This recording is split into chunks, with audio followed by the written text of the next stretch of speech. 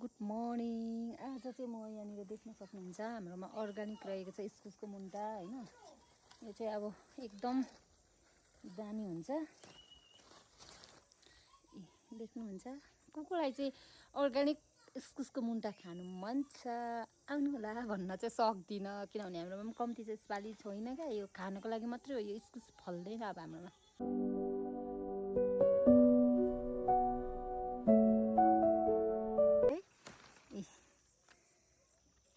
देख्नुहुन्छ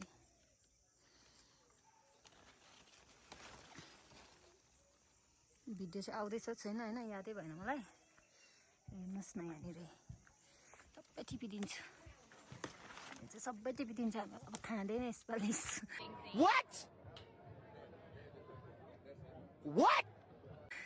इस्कुसै खाँदैन हाम्रोमा। कति राम्रो छ। हेरौँला तेरो यो चुरीफुरी कति दिन टिस्यो म पनि हेरौँला। वाउ, जति टिप्यो यो चाहिँ, जति इस्कुसको यो मुन्टा टिप्यो नि यो त्यति पलाउँदो रहेछ क्या। हेर्नुहोस्, वाउ, यहाँ पनि छ अर्को। हो यहाँ पनि छ। हाम्रो चाहिँ यसपालि क्या कहना क्या चाह रहे हैं भैया? उयो लगाएन नि त यो के पो योलाई के भन्छ यस्तो यो इस्कुसको यो माथिकै छक्क बस्यो। अनि के हो यस्तो यो थुक्का छक्क बस्यो, के हो यो पारा होइन। यो लगाएनौँ होइन, अनि यो खानको लागि मात्रै हो। यो चाहिँ भोलितिरको लागि। अनि हाम्रोमा यो आरुचा पनि फल्दैछ।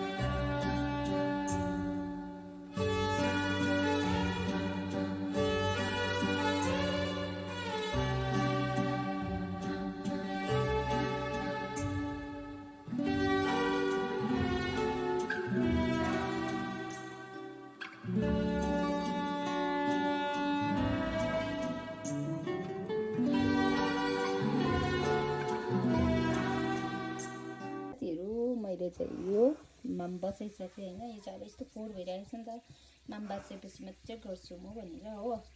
अनि स्टार्ट भयो माम बनाउँदैछु।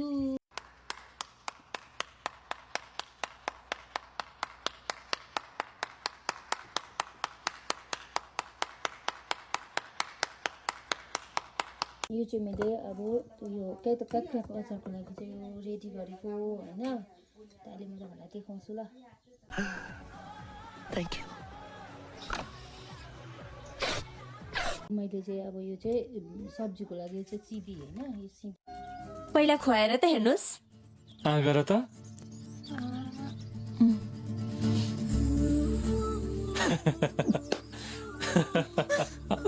चाहिँ रेडी गरिसकेको छु। अनि यो अब केलाउँछु।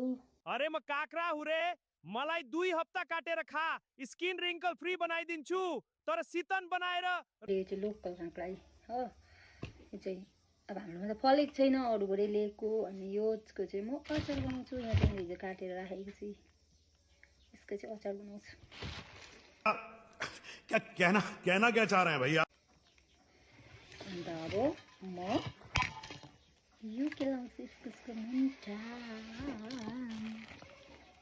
हेरौँला तेरो यो चुरीफुरी कति दिन टिस्यो म पनि हेरौँला।